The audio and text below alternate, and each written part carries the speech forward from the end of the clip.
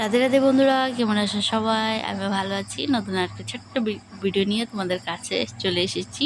মামি আজকে আজকে এসেনি, তাই দুজনে চলে এসেছি। মেয়েকে শুয়ে দিয়েছি, ও খেলছে। তো আমি কাপড় আছে অনেকটা, ভাঁজ করে দিই। মেয়ের আমার বেড কাভার এগুলো সব ধুয়ে কেচে দিয়েছিলাম। তো আজকে অনেক দিন পর বলতে কালকে একটু রৌদ্র দিয়েছিল, আজকে অনেকটা দিয়েছে। দুপুরে 1টা থেকে রৌদ্র দিয়েছে, সকালবেলা কেচে দিয়েছিলাম। রৌদ্র দেখ না দেখ বলে আমি সকালে 6টার সময় আমি কাপড় কেচে দিয়েছিলাম। আজকে তাড়াতাড়ি উঠে, নাহলে তো আমি রোজই 6টা, 6:30, 7টার মধ্যে উঠি। আজকে 5:30টার সময় উঠেছিলাম। তো কাপড় কেচে দিয়েছি অনেকটাই। তো সবগুলো মিলিয়ে দিয়েছি। বাইরে জায়গা হচ্ছিল না ঘরে। কালকেরও কাপড় কেচে দিয়েছিলাম, ওগুলো শুকাচ্ছিল না।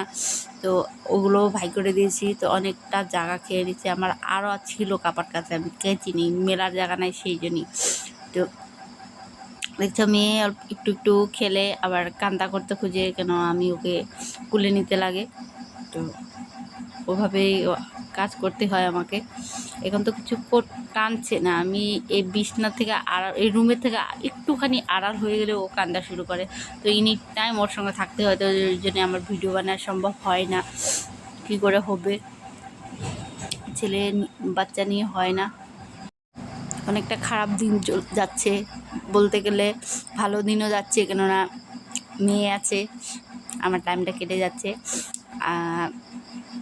খারাপের জন্য বলছি, আমাকে একটা তরকারি দিয়ে ভাত খাওয়া দাওয়া করতে হচ্ছে। আজকে একটা তরকারি বানাতে পারছি, কেননা ও খুবই কান্দা করে, থাকতে চায় না। তো বৃষ্টি ওকে তো স্নান করানো হয় না। কালকে স্নান করে দিইনি, সেই জন্য ও স্নানটা না করে দিলে না ও অ্যাক্টিভ হয় না ভালোভাবে।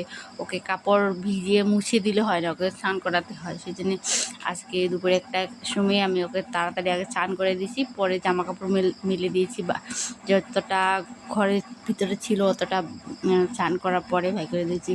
তো বর এসে গেছিলো, তো স্নান করে দিয়েছি ওকে। বর খেতে দিয়ে ওকে স্নান করে দিলাম, পরে ওকে রেডি করায় বরকে দিয়ে দিয়েছি। তো তাড়াতাড়ি আমি স্নান করে চলে এসেছি, কেননা বর থাকার টাইমে যদি আমি স্নান না করি, আমার স্নান করা খুবই অসুবিধা হয়ে যায়। মেয়ে ঘুমাবে না ঘুমাবে কোনো গ্যারেন্টি থাকে না।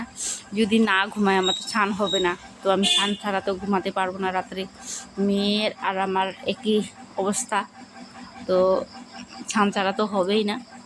সেটাই সকালের টাইমে আমি কাপড় ছেড়ে রান্নাবাড়া করে নিই। তো ছোটো বাচ্চা থাকলে চলে যায়, নাহলে তো আগে আমি যখন আগে আর কি বাচ্চা ছিল না তখন আগে স্নান না করে আমি চায় খেতাম না। স্নান করে হতে হয় না কি, বাইরে অনেকটা কাজ আছে কি, আজকে স্নান ছেড়েই কাপড় ছেড়ে আমি রান্না করে দিই, সেটা না, আমি স্নান না করে চাই খাই না। তো এখন তো সেটা হবে না, সেটা বলতে গেলে হবে না। রুটিন এখন অনেক চেঞ্জ হয়ে গেছে। বাচ্চা কাচ্চা থাকলে এরকম হয়, অনেকেরই হয়। যার ঘরে ফ্যামিলি আছে তারই এরকম রুটিন চেঞ্জ হয়ে যায়। তো আমার তো কেউই নেই বলতে গেলে, তো আমাকে নিজে সামলাতে হয়। বর তো চলে যায় সকাল 8টা, 8:30, 9টার মধ্যে চলে যায়। তো আমাকে সারাদিন সামলাতে হয়। সেই জন্য কী করবো, আর কিছু তো করার নেই। এভাবে আমার জামা কাপড় দেখো, কথা বলতে বলতে সব কিছু গুছানো হয়ে গেছে। এখন মেয়ের সাথে খেলছি আমি। তো ইগনোর করো আমার ঘরের অবস্থা দেখি, কেন হয় না, বাচ্চা নিয়ে হয় না। তো এখন টাটা বাবা দিচ্ছি আমরা দুজনে। টাটা বাবা।